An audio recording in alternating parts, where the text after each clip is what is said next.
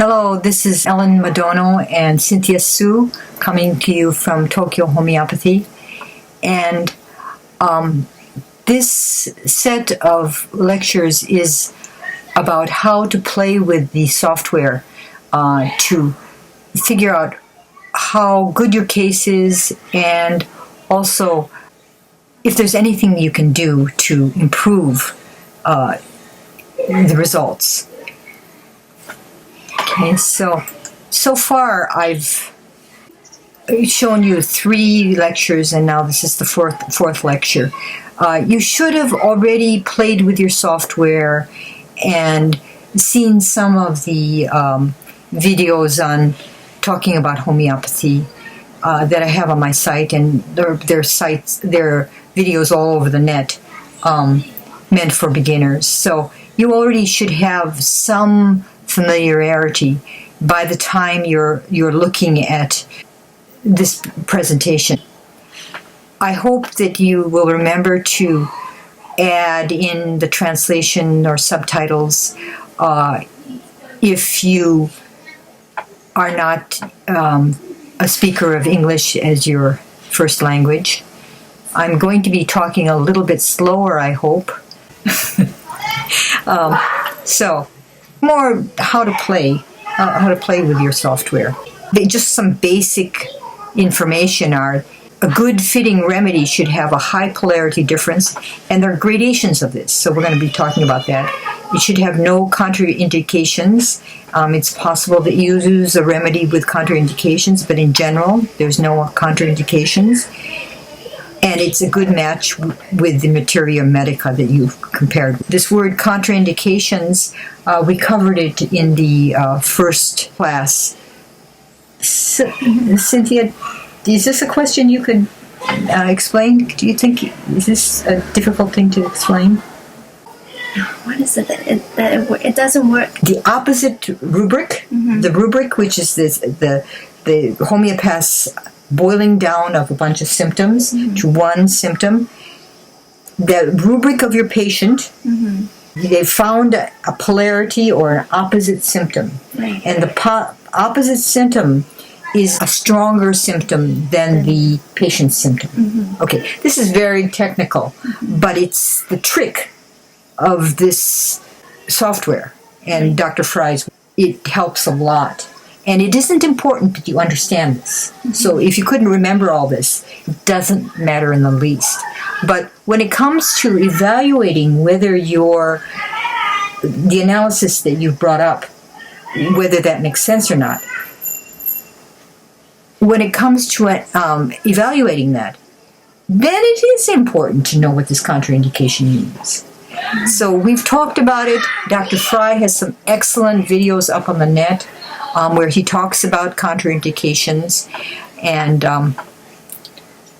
it's to check for accuracy, right? You said to make sure that you have the right remedy. It's better to scroll down underneath to see if there are any contraindications. Yeah, you don't actually have to scroll down because it's grayed out, right? Okay, well, I'm really glad to have you here because you probably understand this better than most people even watching the video. And it isn't that easy to understand. And to tell you the truth, it's not intuitively understandable to me either. I really would like Dr. Fry to explain it in greater detail. But anyway, it works, which helps a lot. Okay, so there's a polarity difference. You set your, this is downloaded as an Excel spreadsheet, but you set your program to find the polarity difference. And what is this polarity difference? It's adding these together, and then subtracting, and you get 13. So this is how this number comes about. Okay? And you're comparing these numbers to decide which remedy you should use. Okay? So what are polar rubrics? Okay? This is the question that I'm going to try to explain. It's not entirely understandable to me. at a very gut level. I mean, I understand it mentally, but I'm not sure that that's good enough, actually.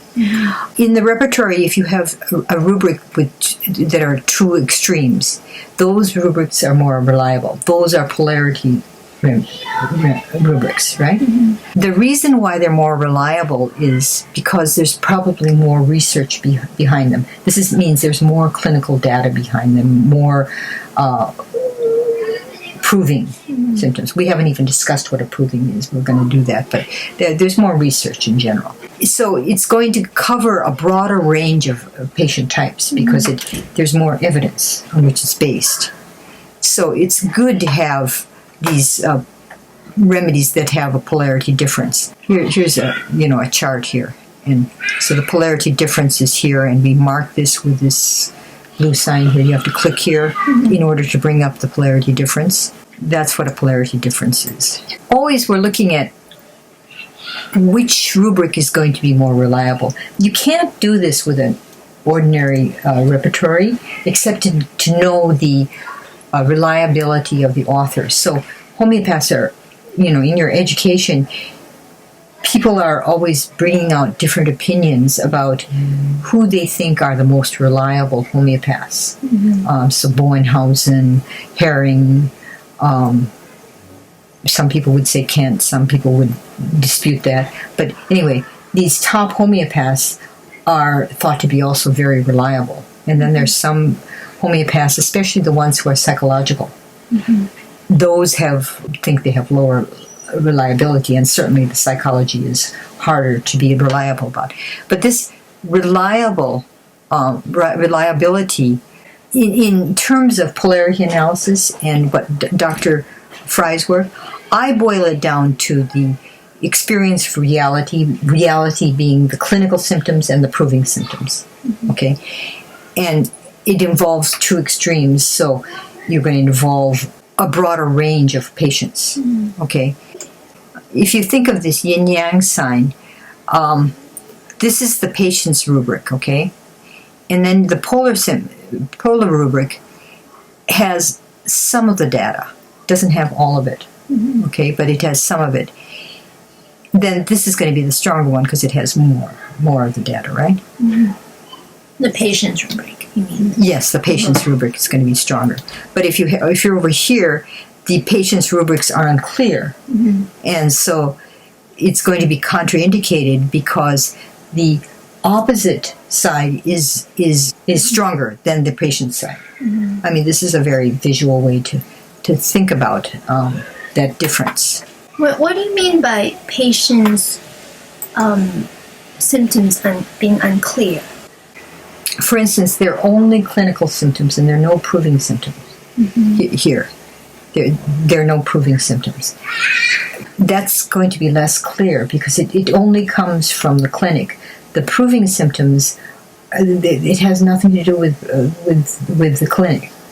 So does it mean by patient symptoms unclear, meaning it has low reliability in the soft? Low reliability in general. We just don't. We have less information about this. Less information about it. But I was just thinking, what if I described you about my symptoms, very vividly, but then it's not in the system. Does that mean it's unclear?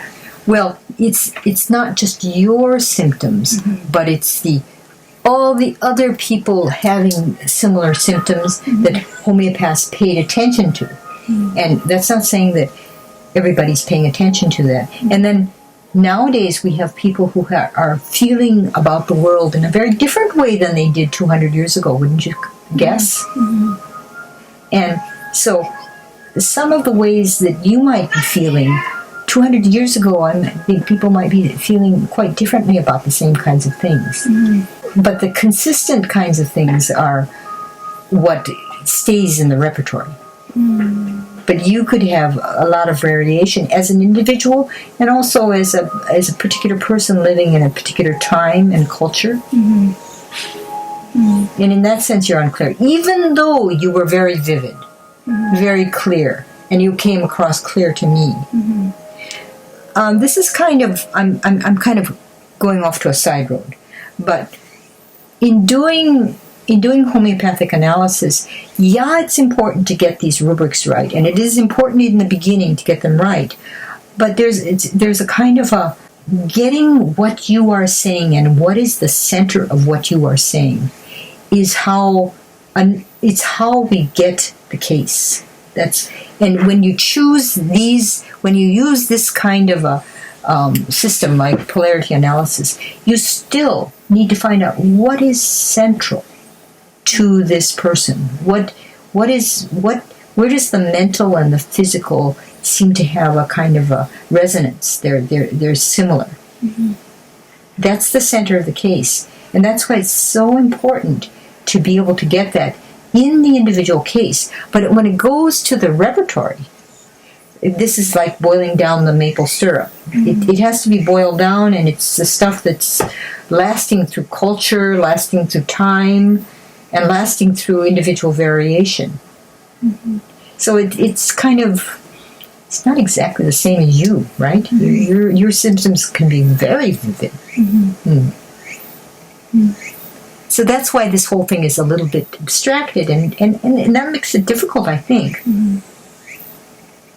I mean, but if you realize that, it's a little bit easier. It's not like you're weird or you're a poor homeopath because you think that this is too abstracted. It is abstracted. It isn't reality. So then there's the case where there's no polarity rubric, right?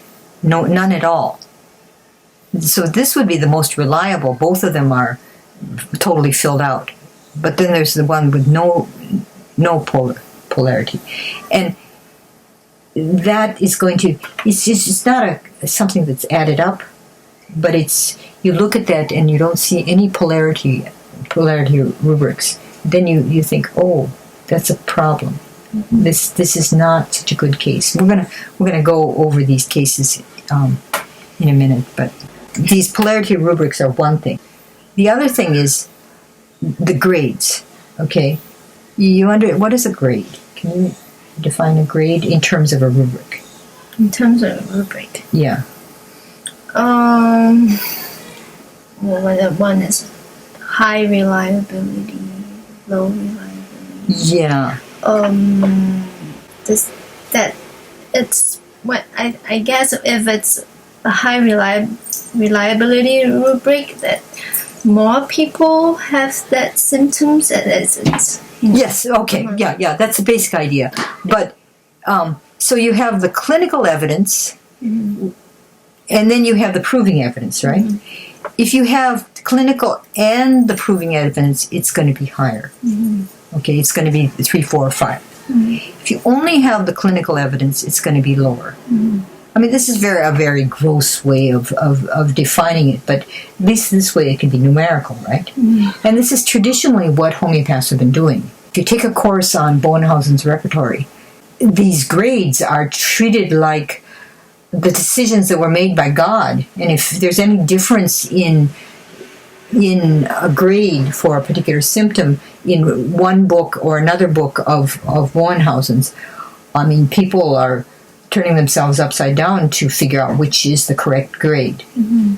This correctness of the grading is a source of struggle for the people who do the research on this. It's not like this is all, I mean, he was writing this down on a piece of paper and scribbling it down, and then he sent it off to a printer, and he got one chance to look at it, and then it was printed. Mm-hmm. Well, I mean, if we did that for normal printing now, you'd have lots of mistakes. Mm-hmm. So there were mistakes. Mm-hmm. The grading is treated as something that's extremely remembering and which one is more important. It's his feeling. But people really believe in what Bowenhausen thought.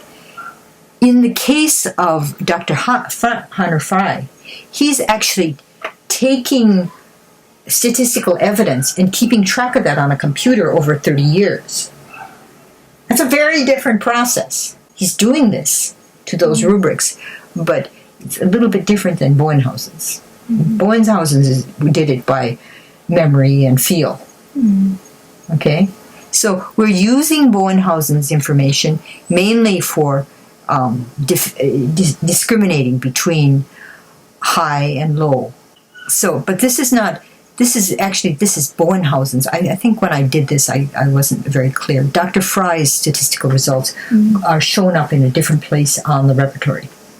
So this is not the place where I should be discussing this, because this is Bowenhausen's gradings. In the system, in the polarity analysis. In the polarity analysis, these are Dr. Fry's grades. These are the Bowenhausen's grades. There's a difference between them. Dr. Fry's is his this green, yellow, and red are based on his statistical analysis. Okay, I don't know the exact history for whether it's 30 years or 20 years, but anyway, he spent enough time taking statistics on the which remedies cured cases. Okay, so this is the first time I heard about the other grades. Yeah, I think when I first thought about this, I was actually a little bit confused because I was putting the two together, and no doubt you're having the same confusion because it's the confusion that I had. When I putting this here, this doesn't actually make sense. It doesn't make sense? Yes, because this is not Dr. Fry's high and low.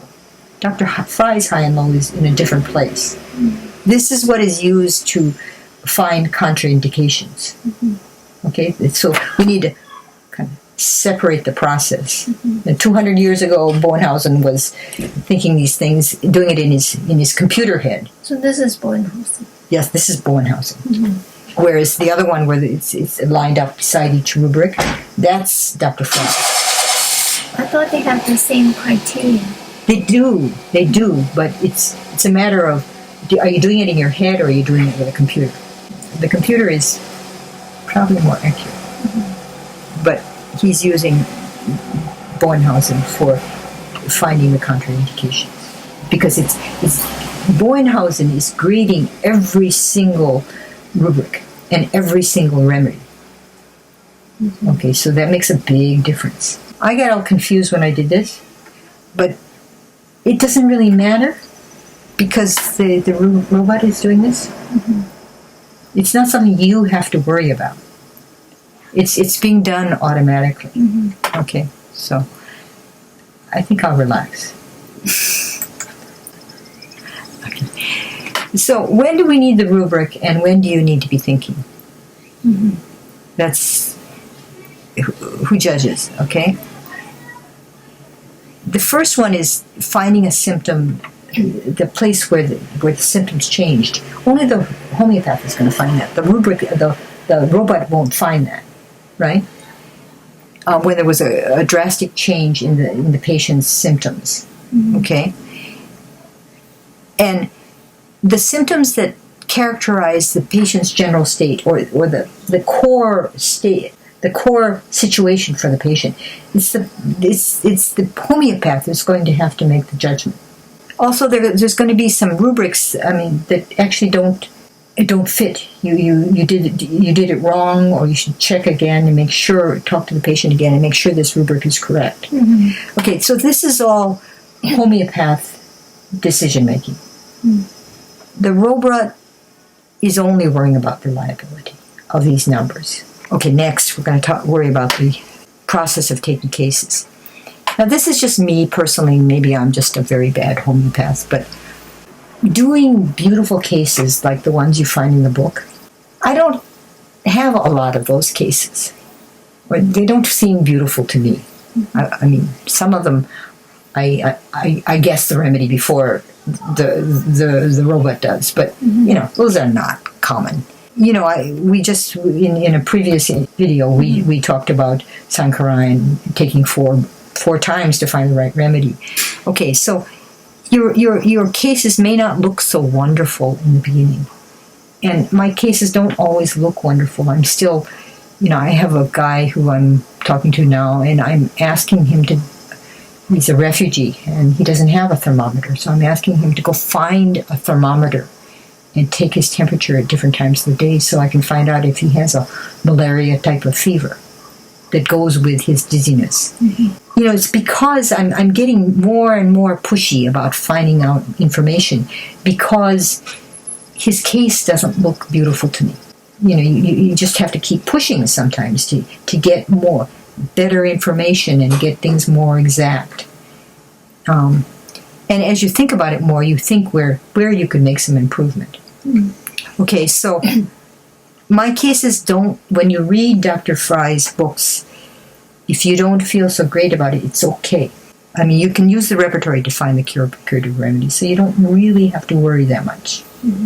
There's lots of things we don't understand. It's not like knowing everything about this person is important. It's not. You're not going to be able to do that, and it's usually a waste of time. Okay. Sometimes cases just need to progress from one remedy to another so that you understand the person more deeply. A nice case looks like this. You get the main symptoms. These are the polarity analysis symptoms, or the symptoms that you have to use another kind of repertory for. You lay the foundation.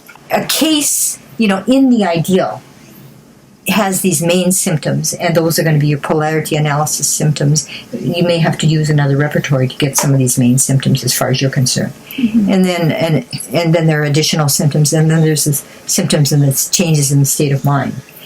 And actually, this is often a very good indication of which remedy it is, but it's not the place where you start.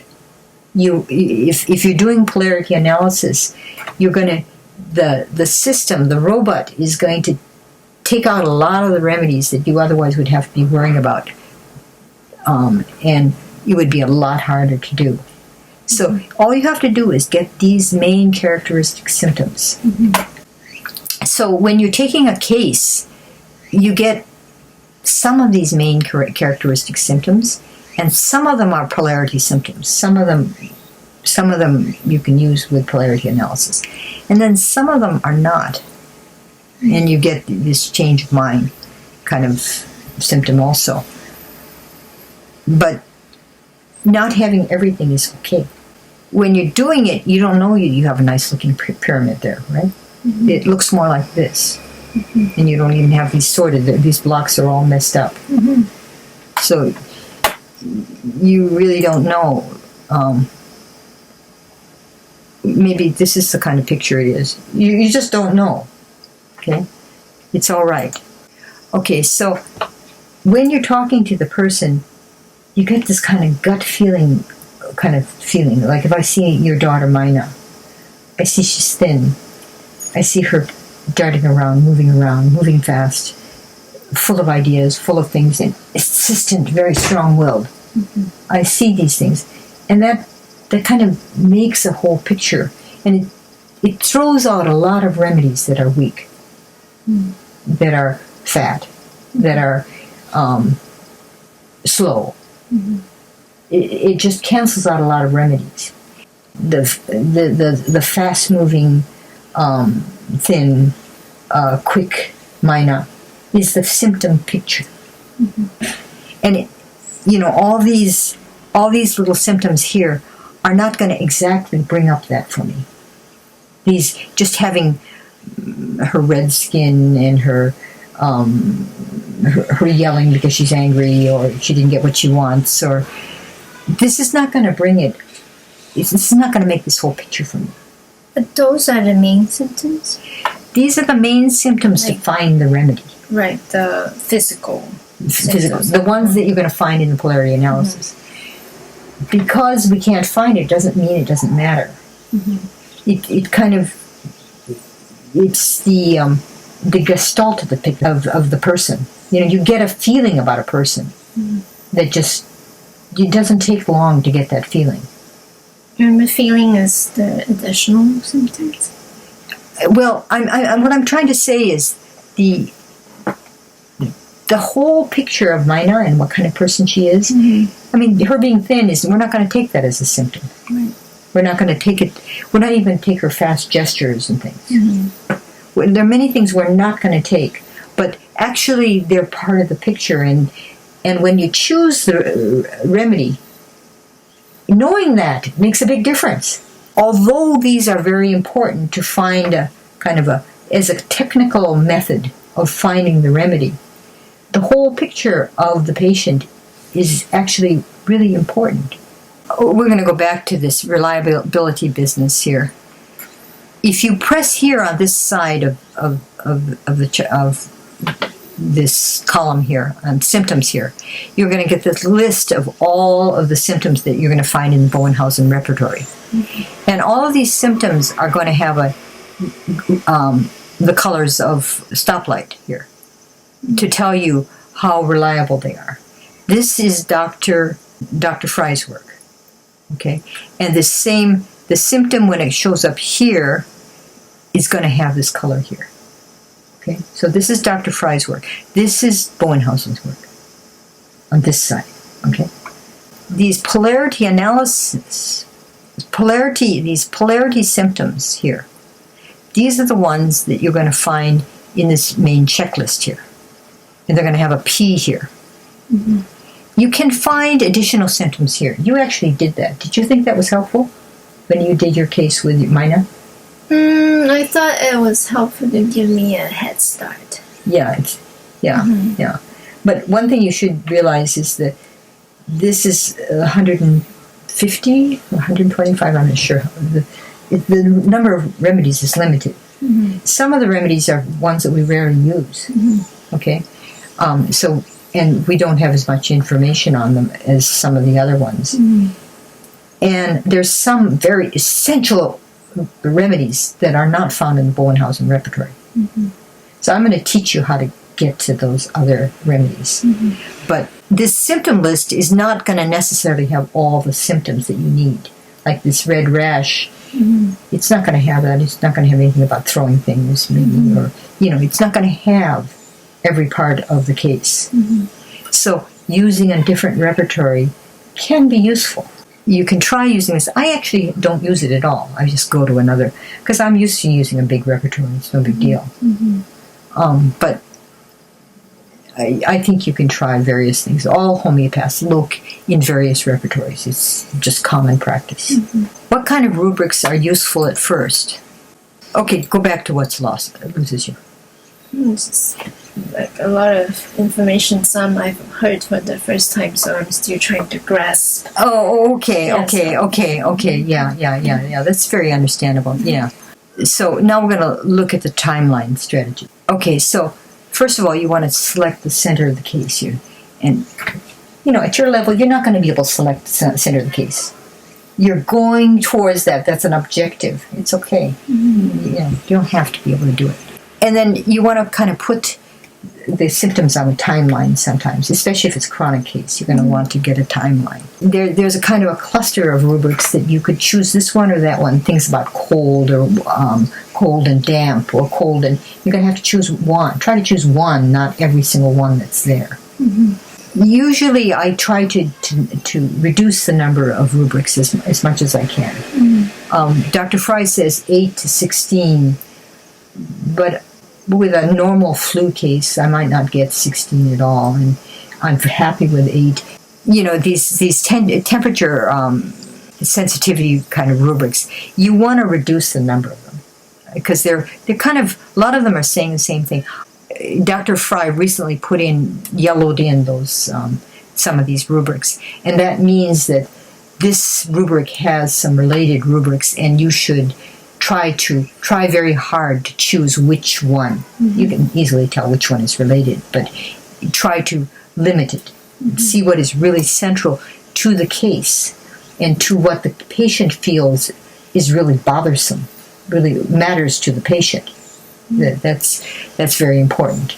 You want to eliminate rather than falsely expand. And what I do is I turn these off and on. You just click on them and they go off and on and change it. The essential strategy is to find a never been well since time.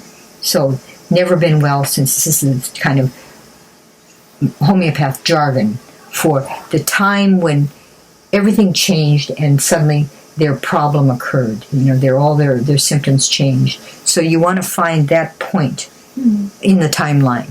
And most people, I'm surprised people can very clearly come up with it. When I was starting homeopathy, I didn't know this technique. And I would put everything in, and I would just could not find the right, the right remedy. I mean, I would go and talk to my teacher, and he would help me to find it. But I could not make any sense of it. But this is the main way that you can make sense of it. Mm-hmm. And it's very useful. I have a question. Mm-hmm.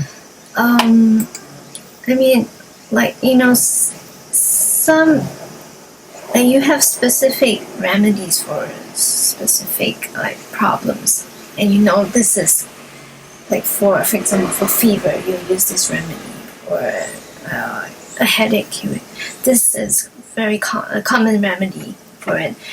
Then do I just go with that knowledge, or do I use the polarity analysis? The reason why I'm going to all this trouble to explain all this to you is because if you go on Facebook, you can find all these people, especially Indians, who will tell you with great conviction that this remedy is for this problem. And even Americans, and me too. I have had great success with this remedy.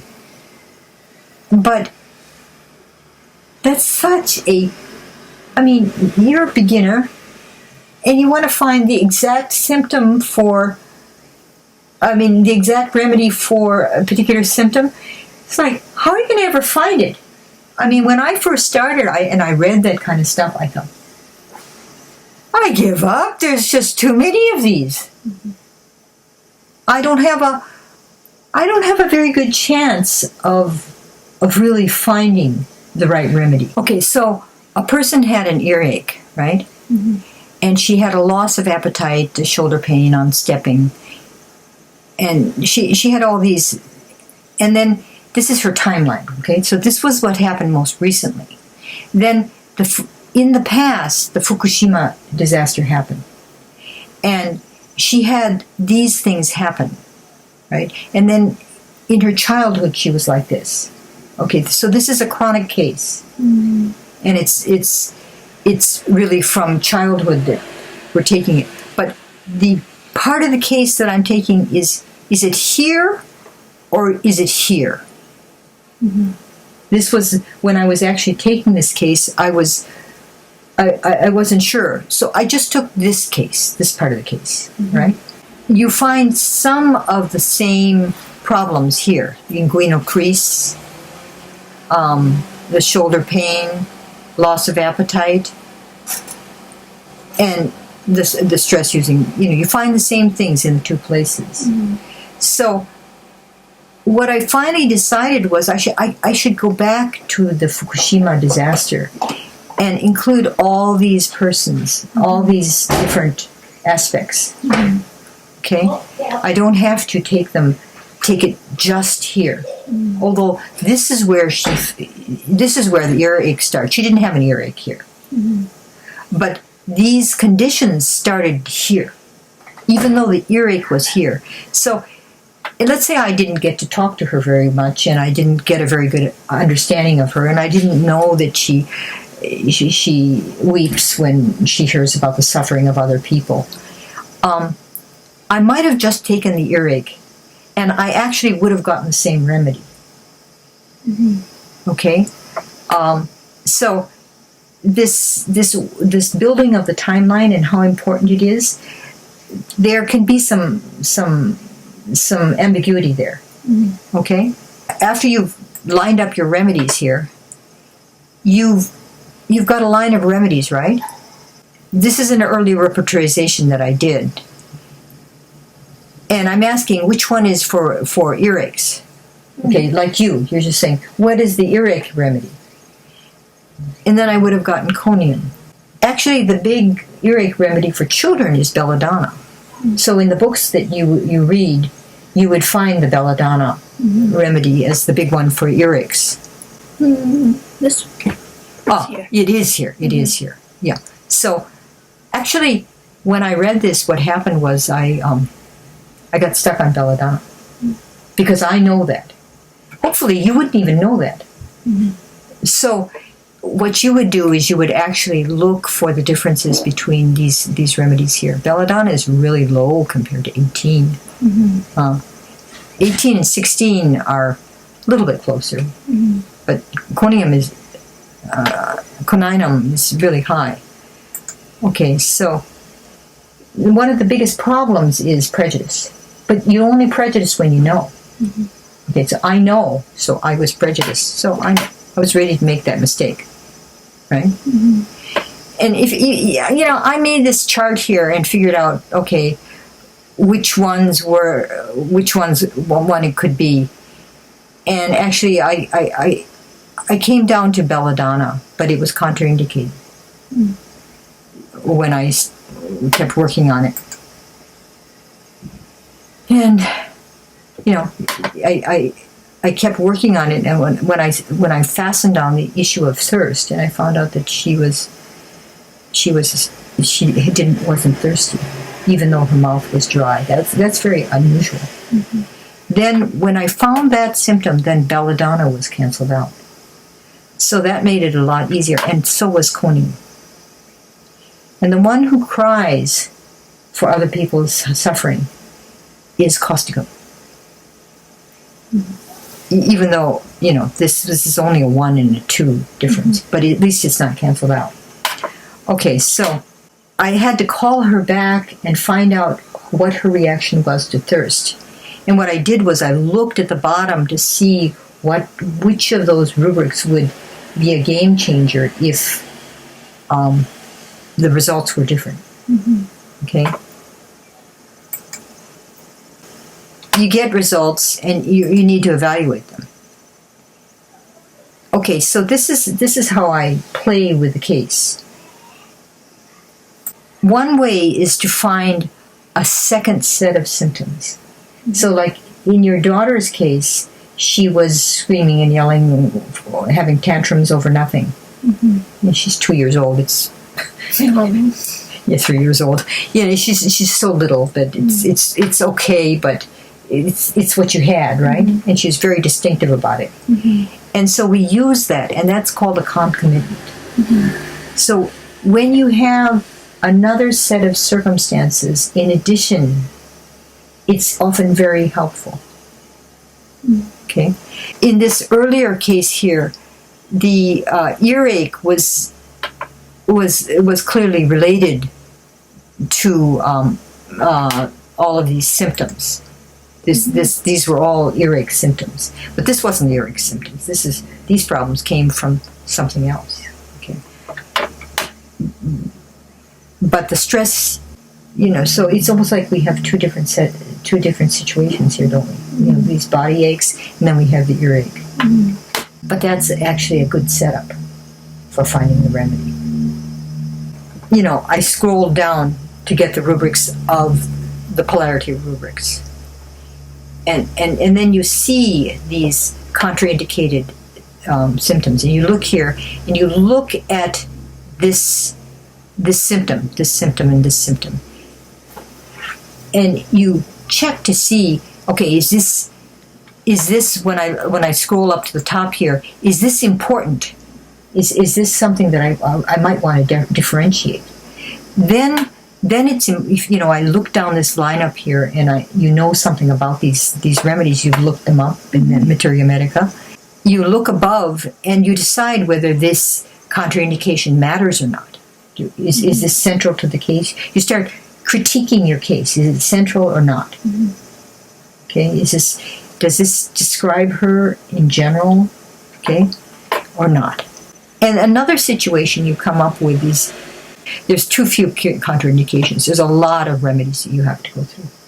That's another situation where you think, I don't like this too much. The robot isn't helping me very much. So if the robot's not helping me, then you might also think, I want to go and repertorize that in another system, or use some of these other things to see if there's not something else that I should be looking into. Polarity symptoms are not all reliable, okay? So this is a polarity symptom, but it's yellow. It's medium reliability. And I personally don't keep the polarity symptoms that are not green. I try to use all green ones, if possible.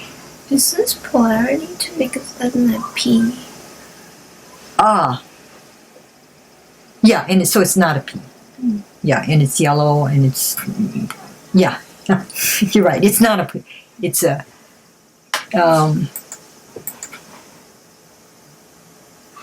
so if it's in the central, in this checklist, they're going to all be polarity symptoms, and they're all going to be green. Excepting these ones that have to do with alcohol and milk, and those are all yellow. I don't know why, but they are. But they have polarity differences. Here, this is a kind of a good situation because a lot of these got blocked out. So if these are correct, when you look at the bottom and you look at, are these really good symptoms? If you think they're really good symptoms, then you have a good chance that those are ones you need. And then there's ones that just are lacking symptoms.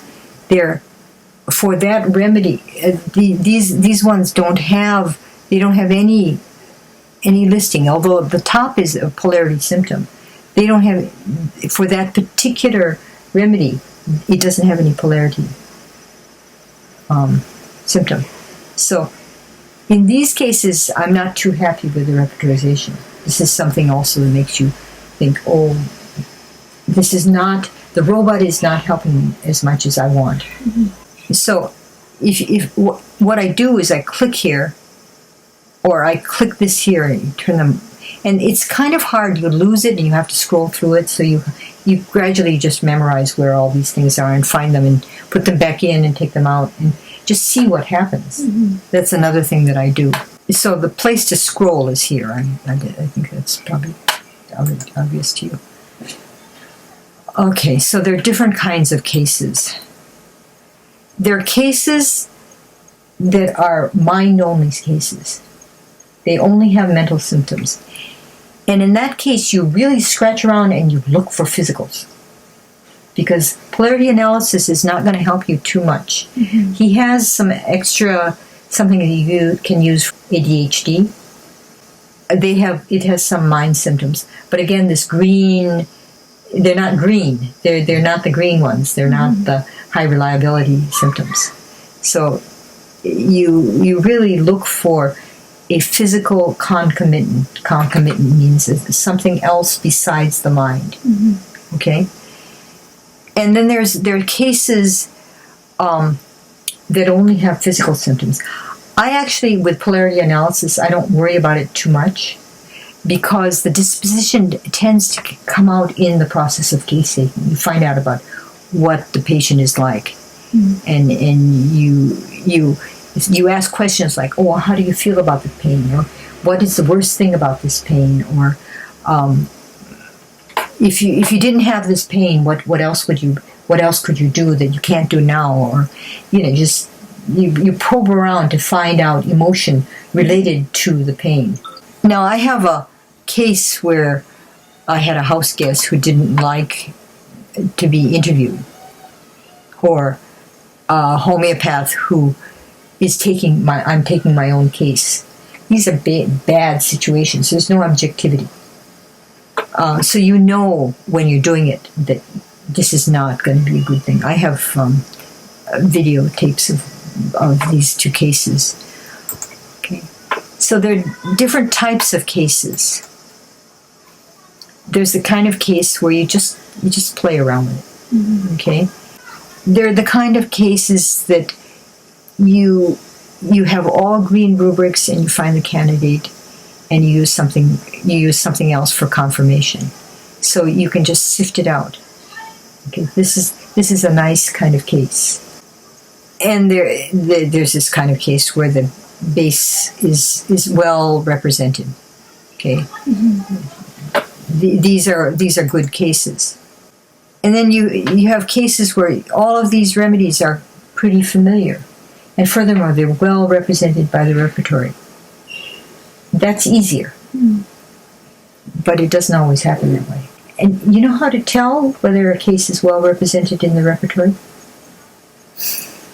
Well, it'll be in your smaller Materia Medica. It'll be in Kent. And they'll tell you a lot about it. If you go to Vermilion, he'll tell you even the mental symptoms of very small remedies. But he won't have pages and pages of physical symptoms. Okay? So you pretty soon pick up that this is a remedy that we don't know much about, that we don't have many cases. If it doesn't have a lot of physical symptoms? Yeah, or the mental symptoms are not well described. But there are patients who there are remedies who it's part of their personality not to reveal how they feel. Right? So those people, they're not going to, in the repertoire, they will not have the mental symptoms because it's part of their personality to hide who they are. Well, and it's a very common human characteristic.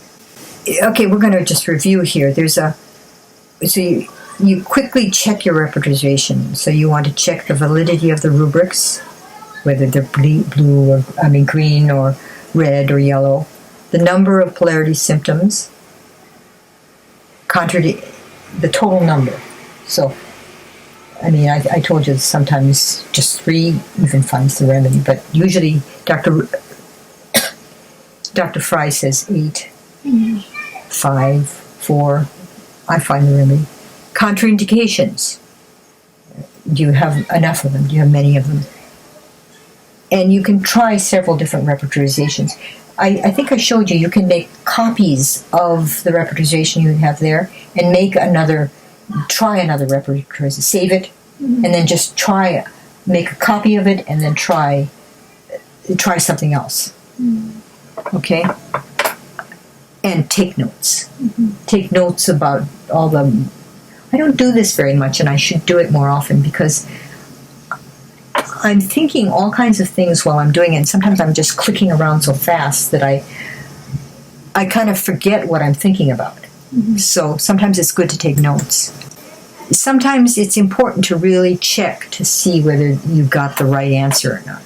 And I do a lot of this. I take the case, and then a few hours later or the next day, I call the patient or I send an email, and I check to see if this is correct.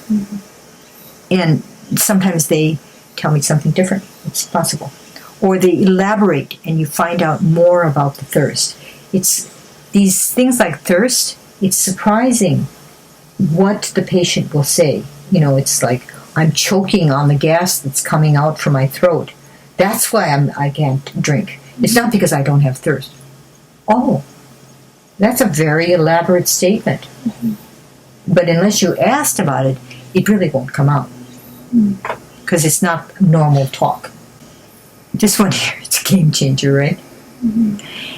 But there's lots of spaces. So, I don't feel good about this. And you say, not much polarity. So he's looking at these contraindications. And then be sure you save and return. Really important. Okay, if you make a bunch of them, you can always erase them. The one that you really want to keep, you can make later. Okay? Look at these polarity differences. Don't be looking at the hits and sums. That's not important. Okay? Keep a note. Keep notes. Keep scratch notes. You don't have to keep them forever, but just so you yourself don't get confused. Okay, so this is Dr. Fry's book. Actually, a student was asking about buying this. It's a very expensive book, like $75. And right now you're in the place of trying to figure out whether you want to do this or not. And even if you're very gung-ho, I would say don't buy it now. Buy it later. You need to, actually, the kind of discussion that he has in here assumes that you're a professional homeopath. So you have the background to understand his discussion. And you don't have the background. So it's not going to be that useful, but it's good to know that there is a very professional discussion also. Okay, not for a beginner. This is what you want, and you want motivation. Also, if you get if you get the right remedies, you're going to know that remedy. You're going to have researched it. And because you know it, you know the person.